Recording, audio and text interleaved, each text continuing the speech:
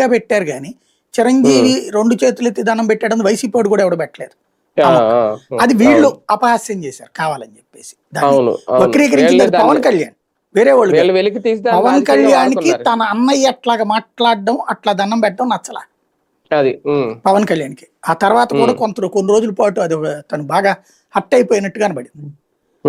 అంతా బానే ఉంది ఆ రోజున. సరే ఇప్పుడు నేనే ఇంటర్వ్యూ చేశాను పేరు నాని ఈ విషయం మీద. నేను రాగానే పేరు నాని చెప్పుకొచ్చారు ఆ రోజున సినిమా వాళ్ళు ఇట్లాగా నిర్మాతల దర్శకులు అడుగుతున్నారు అనగానే జగన్మోహన్ రెడ్డి గారి దృష్టికి తీసుకెళ్ళగానే భోజనానికి పిలువు అన్నయ్యనని చెప్పారు.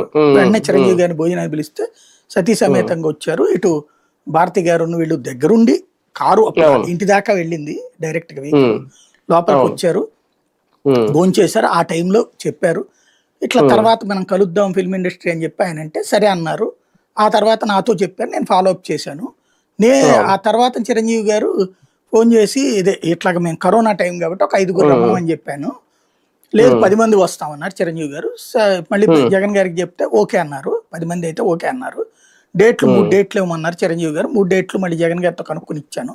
ఇచ్చిన తర్వాత ఆ రోజున వచ్చారు. వచ్చిన తర్వాత ఈవెన్ 6 నెలలకోసారి ఎట్టండి మీటింగ్లు పెట్టండి అని చెప్పి ఈ మీటింగ్ అయిపోయాక మహేష్ బాబు గారు కూడా అన్నారు, మేము ఏదో సీఎం అంటే కొంచెం ఏదో ఈగోయిస్టిక్ గెట్లు ఉంటారు అనుకున్నాము, ఇంత సరదాగా మాట్లాడతారు, సరదాగా నవ్వుతూ మాట్లాడతారంటే మావి కూడా పరిష్కారం అవుతూ ఉంటుంది, సరదాగా 6 నెలలకోసారి మీటింగ్ పెట్టండి అంటే లేదన్నా మీరు ఎప్పుడు కావాలంటే అప్పుడు రావచ్చు అని చెప్పారు. ఇదంతా అతను చెప్పారు. మరి అందులో వాస్తవం ఉండొచ్చు, లేకపోతే ఇదైనా ఉండొచ్చు. అది మహేష్ బాబు చెప్పాలి, లేకపోతే వీళ్ళు చెప్పాలి. చిరంజీవి గారు అయితే ఎక్కడ నెగిటివ్ మాట్లాడలేదు. కానీ నెగిటివ్ గా మాట్లాడుతున్న దాన్ని కంట్రోల్ చేయలే ఈ రోజు వరకు. కాదు సార్, ఈయన చెప్పిన 3వ షాక్ మీద క్లారిటీ ఏంటి అంటే, నాన్న పేరు నాని గారు చెప్పారా మీకు? ముందు కలవడానికి వస్తే సినిమాటోగ్రఫీతో మంత్రితో మాట్లాడన్నప్పుడు అప్పుడు చిరంజీవి గారు గట్టిగా మాట్లాడితే అప్పుడు చెప్పారు ఇది 3వ షాక్ అన్నారు కదా కామినేని గారు, అదేంటి?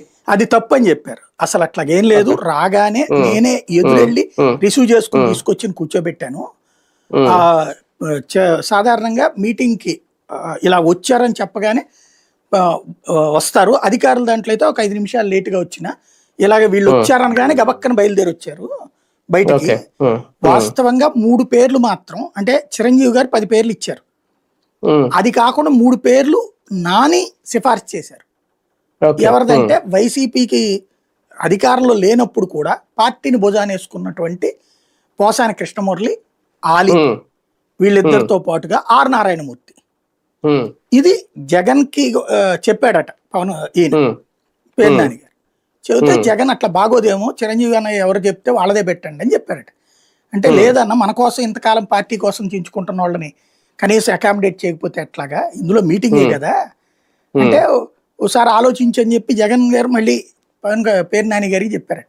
చెబితే లేదన్న మనం చెయ్యాలి ఇది అని చెప్పి ఆ డెసిషన్ ఈయన తీసుకున్నాడట.